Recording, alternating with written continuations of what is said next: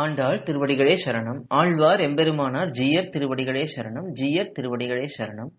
Thiruppavai 29th பாசுரம். சிற்றஞ்சிறுகாலே வந்துன்னைச் சேவித்து உன் பொற்றாமரை அடியே போற்றும் பொருள் கேளாய். பெற்றம்மேய் துண்ணும் குலத்தில் பிறந்து நீ குற்றேவலங்களைக் கொள்ளாமல் போகாது. இற்றைப்பறை கொள்வான் அன்றுகான் கோவிந்தா எற்றைக்கும் ஏழேழ் பிறவிக்கும். உந்தன்னோடு உற்றோமே யாவோம் உனக்கே நாமாச் செய்வோம் மற்றை நம் காமங்கள் மாற்றேலோர் எம்பாவாய். Andal Nachiyar explained the upayam in the previous pasuram. Upayam is the means to attain Bhagavan. It is explained there that Bhagavan himself is the upayam to reach him. In this pasuram, she is explaining what one will get after reaching Bhagavan. The Kainkaryam, which is done without any interest for self, is highlighted as the ultimate result. This same principle was highlighted in the first pasuram itself. Andal Nachiyar said, Parai Taruvan. Parai is the result or the goal, which is Kainkaryam, and Taruvan indicates that Bhagavan himself is the means to attain that.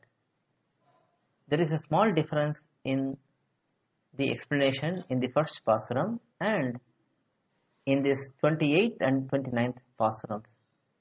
In the first pasuram, because that is the time to introduce the principle to us, Andal Nachiyar first explains the goal, the result, and then she explains the means. But here, as it is the time for practically doing it, the means need to be pursued first so that the result is acquired. Thus, in the first pasuram, Andal Nachiyar said Parai Taruvan, highlighting the result first and the means later.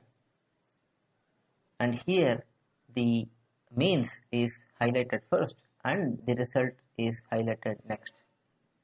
This can be easily understood with an example.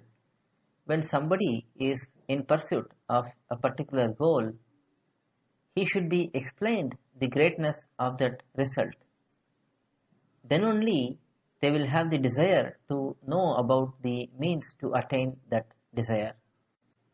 But during the actual implementation, the means should be pursued first so that the result is acquired. Periyavachan Pillai, Adayamunala Perumal Nayanar, I Jananyacharya have all given wonderful meanings for this pasuram. Especially Nayanar's commentary is very elaborate. Let us see some highlights from the introduction of the pasuram and also subsequently the meanings of the pasuram. In the introduction, Nayanar highlights a few beautiful concepts. First, he highlights what could go wrong in the pursuit of the means as well as the result. For the upayam, one may end up engaging in karma yogam, jnana yogam, bhakti yogam, and so on, while Bhagavan is readily available to bestow himself to us. If we go in pursuit of other means, then it is called as upayantaram, and that is a impurity in the pursuit of the upayam. Another impurity is also highlighted by Nayanar. One may give up all other upayams, all other means, but while surrendering to Bhagavan, while performing Sharanagati, one may become bewildered and think that the Sharanagati which they perform is the means, is that which gets Bhagavan to them. But really, that is not the case. That is also an impurity. That thought is an impurity. Sharanagati, by definition, means that accepting Bhagavan as upayam. So, the Sharanagati itself cannot be upayam. Rather, it is the natural quality of a person who is desirous to attain Bhagavan. The natural quality of that Atma cannot be considered as the means to attain Bhagavan.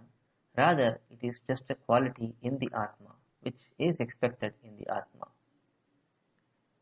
Similar to how the impurities are highlighted in the Upayam, in the pursuit of the means,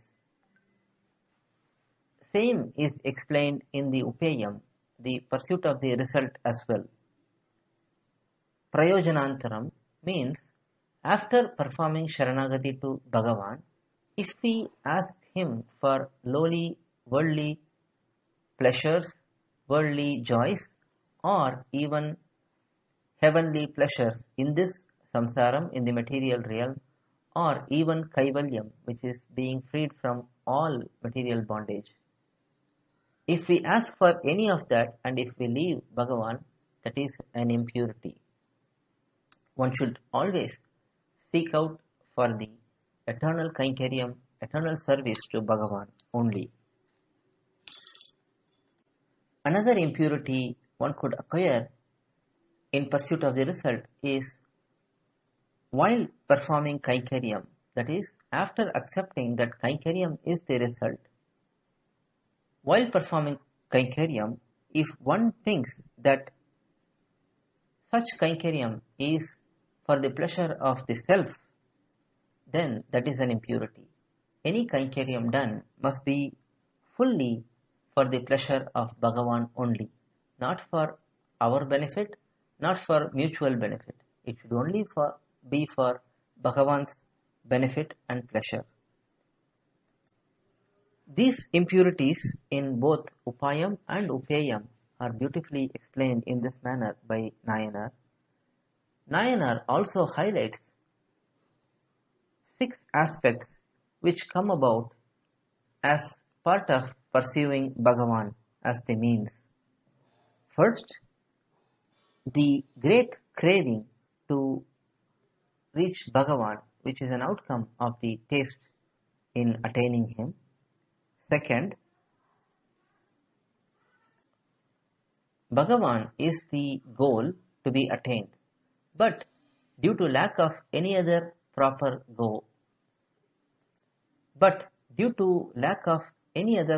means, we are pursuing Bhagavan as the means. This is also due to the bewilderment in us. Ideally, we should only consider Bhagavan as the object of our service. We should constantly engage in serving him only, not pursue him as the means. That is the ideal situation. An example will make this point clear. If one has a beautiful flower garland, one may wear it and enjoy it. That is the ideal way. But let us say that the person has to carry heavy luggage on his head to somewhere, and he doesn't have any head support for that. He will end up using this garland as the head support. This garland, which used to be fully enjoyed, is now being used as the means for carrying the luggage. This is the same example which will make us understand how Bhagavan should only be served and enjoyed. Rather, we are pursuing him as the means as well, due to lack of any other means. This bewilderment will happen as part of the pursuit of Bhagavan as the means. The third point is trying to force upon Bhagavan, showing our eagerness, our sorrow in this samsaram. Fourth point is natural detachment towards worldly pleasures. Fifth point, the great eagerness to attain the result. And the last point, to have the ultimate goal attained as quickly as possible, the great desire for that. All of these will happen once Bhagavan is pursued as the means to attain him. Nayanar also shows a beautiful comparison between Nammalvar and Andal Nachiyar. Nammalvar explained that his goal is to be always engaged in kainkaryam for Bhagavan, in ஒழிவில் காலமெல்லாம், in the beginning. Towards the end, he highlighted Kainkariam to Bhagavatas, the devotees of Bhagavan in Nedumarkadimai. Thus he started with Kainkariam to Bhagavan and ended with the ultimate state of that Kainkariam, which is service to Bhagavatas. On the other hand, Andal started with the Gopikas. She called out for them, Neerada Poduveer, Selva Chirumirgal, and so on, gathered them together, and finally, in this pasuram, she establishes that Kainkariam to Bhagavan is the ultimate goal. So, Alvar started with Kainkariam to Bhagavan and ended with Kainkariam to Bhagavatas.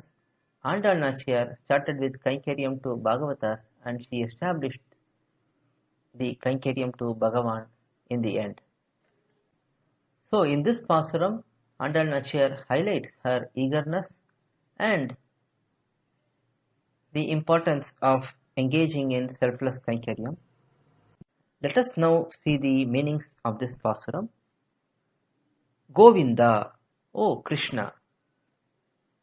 27th, 28th, 29th, all these pasurams, Andal Nachiyar calls Krishna as Govinda because he himself, with great eagerness, took birth in this cowherd clan to tend the cows and to be joyfully mingling with the Gopas and Gopikas. Sitranchirugale, in this early morning time, in spite of all this cold weather, Vandu, we have arrived here. You should have actually come to us, but we have come here. Unnai sevithu, we worshipped you. Not only we came, but we also engaged in worshipping you. Un pon tamarai adipotrum porul. The purpose of us performing Mangala Shasanam to your divine feet, your beautiful divine feet. Kelai, hear from us. We will tell you why we did all of this. Petram meithu unnum kulathil pirandani.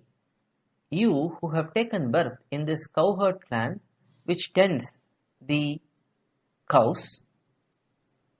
Yengalai, all of us who are all fully dependent on you, the main purpose of you taking birth in this clan is to uplift all of us. So Andal Nachiyar is hinting to him that he should engage all of them in his confidential service. Yengalai, all of us, Kutreval, confidential service, Kollamal Pohadu, you should not avoid engaging us in your confidential service. Ittrai Pareholvan Andrukan. We are not here to just get the parai, drum from you and leave you. After mingling with all of us for so long, if you still think that we are just here for the parai, that is your mistake. We are here to serve you. We are here to eternally engage in service for you. Yatraikum, forever. Yezhel Piravikkum, any number of births we may take birth here or anywhere else. Undannode, with you. Utrome avom, we will always be related to you. We have eternal relationship with you. We have many types of relationships with you. And anytime we take birth, we would always like to be with you in all those births. Just like Sri Mahalakshmi accompanies Sriman Narayana in every incarnation, here we too desire to be with you all the time. Not only that, Unake, for you only, Nam, us, all seivom, we will engage in service for you. Not only we will be with you, we will also like to serve you all the time. Now Krishna asks, all right, that is fine. What else do you need from me? And they are saying now, Nam, our மற்றை காமங்கள், the attachment in other desires, மாற்று, you should eliminate them. Here, this is beautifully explained by the Acharyas in the commentary in two different ways. Gopikas, especially Andal Nachiyar, have no other desire, no other material desire.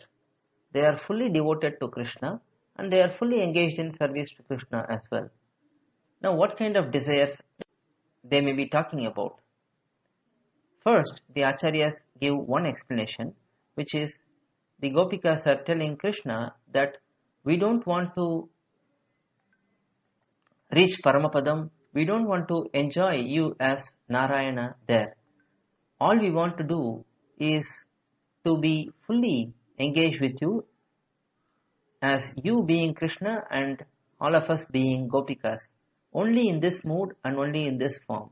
No other desires should be there for us. This is the first explanation. The second explanation is most beautiful. Here, very important principle from Shastram is highlighted. Whenever we engage in service, Bhagavan's Kankaryam, it should be for the pleasure of Bhagavan only, not for the self, not for the individual who is performing the Kankaryam, and it should also be not as in some pleasure for Bhagavan and some pleasure for the Atma. It is exclusively aimed at giving pleasure for Bhagavan only. This principle is greatly emphasized. One may be performing Divya Prabandha Pasura Seva Kala Kankaryam. One may be carrying Bhagavan in a palanquin. One may be singing Bhagavan's glories. There may be any number of Kankaryams. But after completing the Kankaryam, if one thinks, how beautifully I have done this Kankaryam, only I can do like this, then the whole effort goes in vain. It leads to total destruction of the nature of the self. The nature of the self is to try giving joy to Bhagavan only and not to seek joy for the self. This is what is explained by Andal Nachiyar as eliminating other desires. Thus, in this pasuram, we have understood very important principles such as engaging in Bhagavad Kankaryam always and not doing that Kankaryam for the benefit of the self or for the joy of the self. Rather, it should be done for the joy of Bhagavan only. Andal திருவடிகளே சரணம். ஆழ்வார் எம்பெருமானார் ஜீயர் திருவடிகளே சரணம். ஜீயர் திருவடிகளே சரணம். Please download our Koil KOYIL app from Google Play Store or Apple App Store to listen to or download Upanyasams like these. Our website portal is koyil.org, koil.org.